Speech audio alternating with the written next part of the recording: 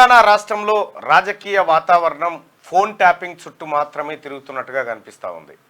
ఓవైపు పార్లమెంట్ ఎన్నికల హడావిడి అంతంత మాత్రమే కనిపించినా అల్టిమేట్గా ఫోన్ ట్యాపింగ్ వ్యవహారమే కేసీఆర్ సకుటుంబ సపరివార సమేతంగా చిక్కినటువంటి ఒక వలలో చిక్కినటువంటి ఒక వ్యవహారం లెక్క మారిపోయింది. ఫోన్ ట్యాపింగ్ వ్యవహారం అనేది అంత ఆషామాషి వ్యవహారం కాదు.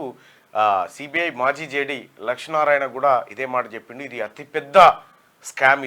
దీంట్లో ఇది ఊహించుకుంటేనే ఒళ్ళు జలధరిస్తుంది అనేటువంటి మాటను ఆయన మాట్లాడడం జరిగింది. అసలు ఫోన్ ట్యాపింగ్ వ్యవహారంలో కేసీఆర్ కుటుంబం చిక్కబోతుందా లేదా అంటే దాదాపుగా 100% కేసీఆర్ చిక్కబోతా ఉన్నాడు. ఇది ఒక రకంగా చెప్పాలంటే ఏది పరకనేసి పెదశాపన పట్టినట్టు ఉందన్నట్టు. ఇక్కడ ప్రణీత్ రావుతో స్టార్ట్ అయినటువంటి వ్యవహారం చిలికి చిలికి చిలికి చిలికి చిలికి చిలికి ఆఖరికి రాధాకిషన్ రావు రిమాండ్ రిపోర్ట్లో బీఆర్ఎస్ సుప్రీం చెప్తేనే అనేటువంటి సుప్రీం అనే పదం వరకు వచ్చింది. అంటే ఒక చిన్న స్థాయి డిఎస్పీ దగ్గర నుంచి సుప్రీం వరకు వచ్చిందంటే ఈ సుప్రీం తెలంగాణ రాష్ట్రంలో ఫోన్ ట్యాపింగ్లకు కారణం బీఆర్ఎస్ పార్టీ. సుప్రీం అంటే మీ అందరికీ ఇది కొద్దిగా కన్ఫ్యూజ్ వాడు చాలా మందికి. సుప్రీం అంటే ఏంటంటే సపోజ్ మీకు అర్థమయ్యేలా చెప్తే చాలామందికి తెలుసు, తెలియని వాళ్ళ కోసం అంతే. ఇక్కడ జిల్లా కోర్టు, సెషన్ కోర్టు, హైకోర్టు, తర్వాత సుప్రీంకోర్టే ఫైనల్. సుప్రీం అంటే ఫైనల్ డిసిషన్, అత్యున్నతమైనటువంటి న్యాయస్థానం అది. అలాగనే ఇక్కడ డిసిసి అధ్యక్షుడు లేకపోతే ఇట్లా ఉంటాయి కదా పార్టీ చీఫ్ అన్నట్టుగా. పార్టీ చీఫ్ అంటే ఎవరు? బీఆర్ఎస్ పార్టీకి చీఫ్ ఎవరు? కల్వకుంట్ల చంద్రశేఖరరావు.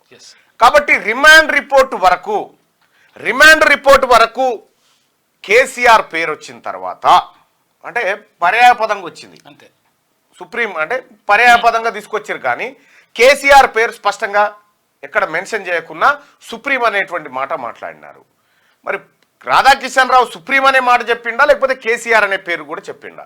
కేసీఆర్ అని పేరు చెప్తే రిమాండ్ రిపోర్ట్లో కేసీఆర్ అనేటువంటి మాటను ఎందుకు చేర్చలేదు అనేది ఒక అనుమానం వ్యక్తమవుతూ ఉంటే, రెండోది ఏంటంటే సుప్రీం అని కూడా వాడొచ్చు, తప్పేం లేదు. కాకపోతే ఏంటంటే ఆయన పైన ఇంకా ఆధారాలు సేకరించాల్సి ఉందా? అసలు ప్రభాకర్ రావు దొరికితే ప్రభాకర్ రావు దగ్గర ఉన్న సమాచారం ఆధారంగా కేసీఆర్ను ఫైనల్గా ఫిక్స్ చేయబోతా ఉన్నారా? కేటీ రామారావుకు తెలవకుండా ఫోన్ ట్యాపింగ్ జరిగిందా అనేటువంటి రకరకాల ప్రశ్నలు తలెత్తుతా ఉన్నాయి. సో ఏదేమైనప్పటికి కూడా ఇది శాప నేను కాదని తప్పించుకొని పోయినా కానీ ఆ భాగంలోనే ఉంది అంతే. చేపలు పట్టి భగవన్లు వేస్తే ఏం చేస్తే చేపలు ఇటాటు రుకుతూ ఉంటాయి కదా. నేను కాదు రుకితే భగవన్లో మాత్రమే ఉన్నాయి, ఆ భగవన్లోనే ఉన్నాయి. కాబట్టి కల్వకుంట్ల చంద్రశేఖరరావు, కల్వకుంట్ల తారక రామారావు, తన్నీరు హరీష్ రావు, హ్యాపీ రావు, ఈ గ్యాంగ్ అంతా ఈ ఫోన్ ట్యాపింగ్లో అడ్డంగా దొరికే అవకాశం 100% ఉంది, నో డౌట్.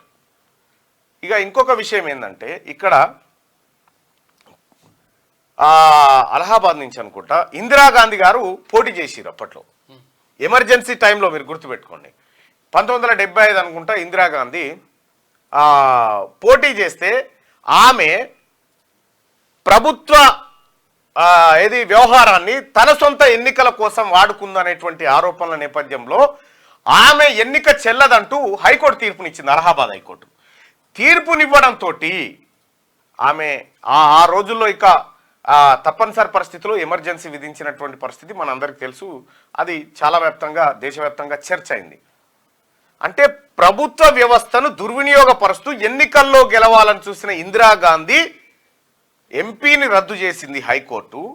మరి ఇక్కడ ప్రభుత్వ వ్యవస్థలను అడ్డం పెట్టుకొని ఫోన్ ట్యాపింగ్ చేసి టిఆర్ఎస్ పార్టీ ఎమ్మెల్యేలు గెలిచిరు కదా, వీళ్ళపైన కోర్టుకు పోతే వీళ్ళందరూ ఎన్నిక చెల్లొద్దు కదా. సేమ్ సిమిలర్గా ఈ వార్తను ఆంధ్రజ్యోతి తీసుకొచ్చింది మన దగ్గరికి.